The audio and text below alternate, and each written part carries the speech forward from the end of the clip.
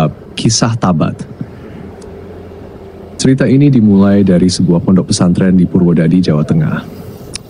Di sana tinggal seorang kiai yang punya seorang putri dan banyak santri yang belajar agama. Salah satu santri itu adalah seorang pemuda yang sangat bodoh. Selama bertahun-tahun belajar di pondok, dia tidak memahami satupun ilmu kecuali sepenggal ayat dari surat Al-Lahab yang berbunyi, Tabat Yada. Karena itulah dia dipanggil si Tabat. Meskipun bodoh, si Tabat sangat patuh pada kiai. Apapun yang diperintahkan oleh kiai, pasti dia lakukan tanpa berpikir panjang. Suatu hari putri kiai sakit parah. Sudah bertahun-tahun kiai mencari pengobatan ke orang pintar, tabib, dan dokter, tetapi putrinya tidak kunjung sembuh. Kiai hampir putus asa. Dia lalu berdoa kepada Tuhan agar diberi petunjuk untuk kesembuhan putrinya. Dalam tidurnya, kiai bermimpi mendengar suara yang mengatakan, "Jika ingin putrimu sembuh, cari Nabi Khidir." Setelah bangun, kiai bingung bagaimana cara menemukan Nabi Khidir dan siapa yang akan mencarinya. Setelah berpikir lama, kiai memutuskan untuk memanggil si Tabat dan memberinya tugas mencari Nabi Khidir.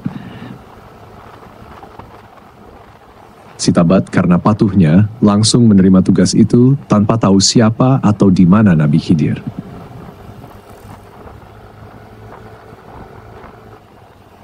Namun setelah keluar dari pendopo, si Tabat kembali menemui kiai karena baru sadar dia tidak tahu siapa dan di mana orang yang dicari. Kiai lalu menjelaskan siapa Nabi Khidir dan berkata, "Jika kamu ingin mencari Nabi Khidir, telusuri sungai sampai bertemu seseorang berjubah putih. Tanyakan padanya obat untuk menyembuhkan putriku."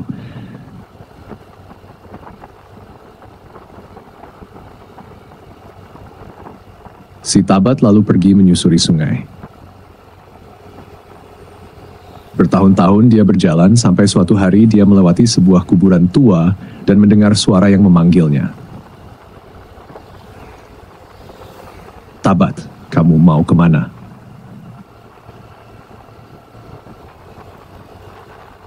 Si Tabat menjawab, "Aku mau mencari Nabi Khidir."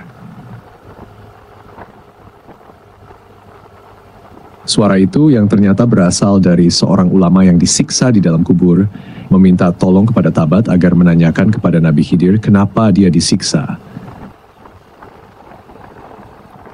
Si Tabat setuju. Tabat melanjutkan perjalanannya dan bertemu dengan pohon mangga besar yang juga berbicara padanya, meminta tolong agar ditanyakan kepada Nabi Khidir kenapa buahnya tidak pernah diambil orang. Si Tabat setuju lagi. Di perjalanan berikutnya, si Tabat bertemu dengan sumur tua yang meminta tolong agar ditanyakan kepada Nabi Khidir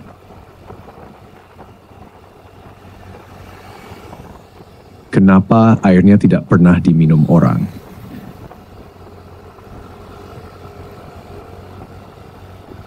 Si Tabat kembali setuju.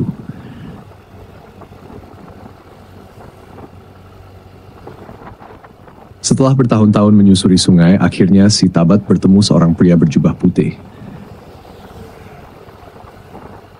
Si Tabat bertanya, "Apakah Kisanak adalah Nabi Khidir?" Ternyata benar. Pria itu adalah Nabi Khidir. Si Tabat langsung menangis dan bersujud bersyukur. Si Tabat menyampaikan amanat dari kiai bahwa putri kiai ingin sembuh. Nabi Khidir menjawab bahwa putri kiai harus dinikahkan untuk sembuh. Karena bodohnya, si Tabat menerima jawaban itu tanpa bertanya dengan siapa putri harus menikah. Si Tabat kemudian menyampaikan pesan dari ulama dalam kubur, pohon mangga, dan sumur tua. Nabi Khidir menjawab, "Satu ulama dalam kubur disiksa karena tidak pernah mengajarkan ilmunya kepada orang lain. Jika ingin tenang, ulama itu harus memberikan ilmunya kepada si Tabat." Dua pohon mangga tidak diambil buahnya karena ada pusaka di dalamnya.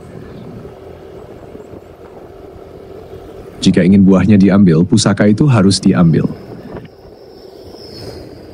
3. Air sumur tidak diminum orang karena ada emas di dalamnya. Jika ingin airnya diminum, emas itu harus diambil. Setelah mendapat petunjuk dari Nabi Khidir, si Tabat kembali. Di sumur tua, dia mendapatkan emas. Di pohon mangga, dia mendapatkan pusaka. Di kuburan, ulama itu memberikan ilmunya. Akhirnya, si Tabat menjadi orang yang pandai, kaya, dan sakti. Setelah bertahun-tahun, si Tabat kembali ke pondok. Semua orang tidak mengenalinya karena dia telah berubah menjadi orang yang berpendidikan dan santun. Bahkan kiai pun tidak mengenalinya. Setelah mendengar cerita si Tabat, kiai dan para santri terharu. Si Tabat menyampaikan bahwa putri kiai harus dinikahkan untuk sembuh. Kiai ragu dan bertanya, dengan siapa? Karena si Tabat yang berjasa menemukan Nabi Khidir,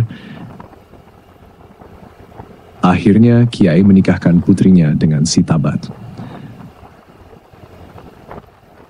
Putri kiai pun sembuh.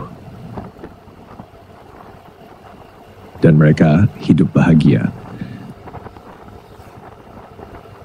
Dari cerita ini, kita belajar bahwa Tuhan kepada guru dan orang tua mendatangkan berkah.